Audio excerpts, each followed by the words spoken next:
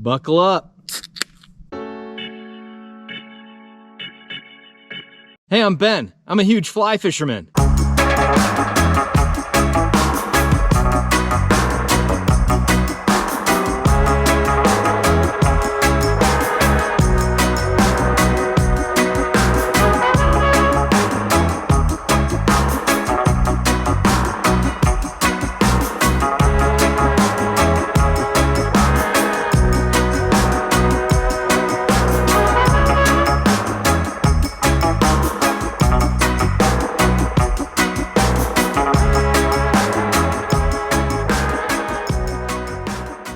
Welcome back to another episode of Huge Fly Fisherman. Today's video is about the worst products in fly fishing. If you're new to the Huge Fly Fisherman YouTube channel, I post a new video every Monday about fly fishing. There's a lot of variety. It's not just trout and smallmouth. There's all kinds of saltwater and freshwater stuff. I'm all over the place. Also, you can check out my website, hugeflyfisherman.com, to get huge fly fisherman stuff and other fly fishing stuff. My intention with this video is not to slander any people or companies, although there will be a little bit of that. My intention is to educate my viewers and help you spend your money wisely and appropriately. That being said, some people might take what I'm about to say personally and get a little upset, and maybe YouTube isn't the best place for that. So the full version of this video is on my other channel at special.tv. The juicier items on this list are in that video, not this one. Yes, there is a link in the video description. This video will not include some more obvious stuff like leader straighteners, because I've already covered that a bunch of times.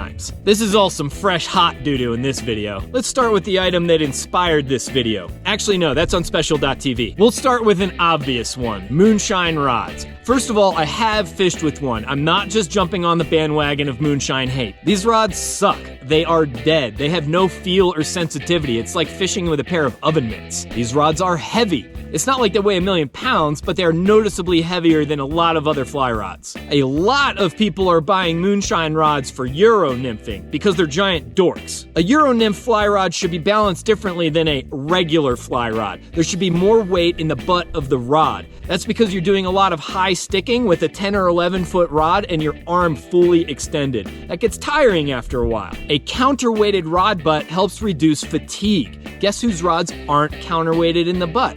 Yeah, try to tape in some quarters to it or something. Also, if you've been on Instagram ever, I'm sorry that you got subjected to the Moonshine Rods marketing campaign. It is horrendous. And the people that they sponsor, whoa boy. All right, next product is a fish stomach pump. Holy moly, such energy. People will use a stomach pump on a fish after they catch it to find out what the fish are eating and what flies to use. First of all, you just caught a fish on a fly, maybe keep using that fly. Second, I know there have been studies that show it's not bad for the fish, but there's no doubt that you're taking away a meal that fish worked for. It goes against my ethics or morals or something. And yes, I'm aware that this whole fly fishing thing is about stabbing fish in the face and possibly killing them. That's different. All right, next terrible fly fishing product, tailing gloves. What are you, Michael Jackson? A tailing glove is a mesh glove that you wear to get a better grip on a big fish's tail. Well, it's actually called their wrist or peduncle, but whatever. Tailing gloves are bad for fish,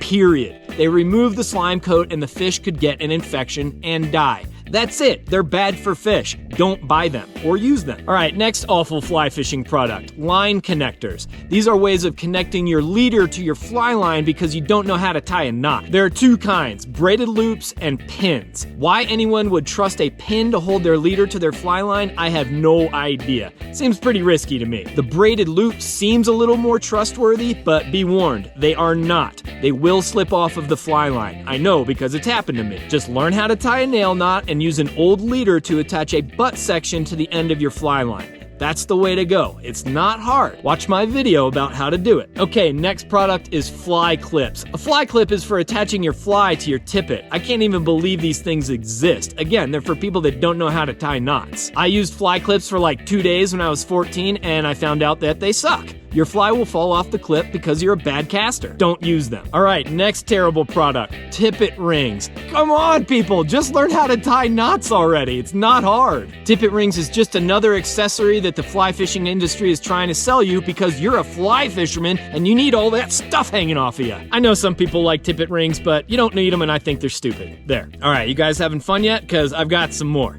Next is the Flymen Fly Tester. This is for testing out your flies to see how they'll look in the water. I think this is made for people that don't have a bathtub in their house or a sink or a large bowl of water. $150 for this thing? It's a $15 impeller and a piece of plastic. For $150, you could get 4 game changers. You'll still suck at fly fishing though. If you want to see how your fly is gonna look in the water, I don't know, maybe go fish it. Well, I think we gotta end it there because I'm getting a little worked up. If I left anything off the list, please leave a comment and maybe I'll do another one of these videos. Thanks for watching another Huge Fly Fisherman video. I do appreciate you spending your time with me today. I'll be back as soon as I can with another Huge Fly Fisherman video for you. Until then, spend your money wisely and stay huge.